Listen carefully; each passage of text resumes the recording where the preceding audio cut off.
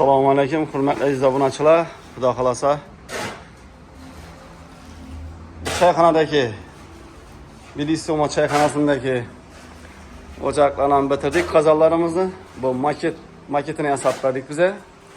O shina dimoxodlarni ham chiqardik. Ustini endi Asinkovka bilan Nevzgovika bilan ikkitadilar.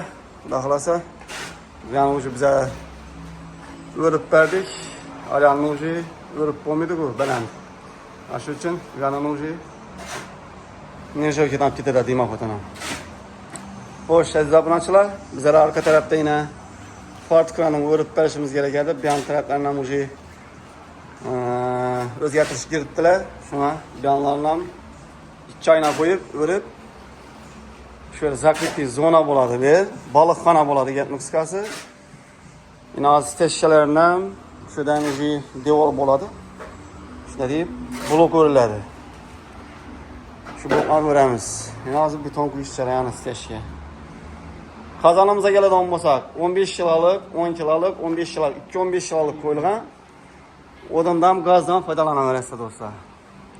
Bu maketini yasab berdik. Buni Ablisovkadan chiroylatib chiqarib berishimiz ham mumkin. Kanalimizga girib ko'rishingiz mumkin. YouTube kanalımıza. Videolarımızı görüşünüz mümkün. Ablisovkadan çıkan variantlarımızın ko'p tomosha etaverasizlar. Esa like bosishdan chiqmasin. Shu minnatimizni qadrlaydigan insonlarga hamisha ishlarni omad, like'larni bosishdan chiqmasin. Kanalimizdan podpisatsiya bo'lib, obuna bo'lib qo'ying do'stlar. Shu bola bir kommentariya qoldirmadingizlar lekin. Kim daydi shu bolani? Daydoqli bo'lsa bir kommentariya shu bola uchun.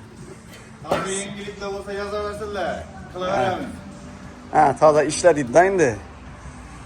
Asa do'stlar murojaat qilaverasizlar. Blokmi, steshkami, xullas ketaveradi. Asosiysi o'zi qiladigan ishimiz bu. Qozon ocak, mangal, barbekü kuramiz. İçinde.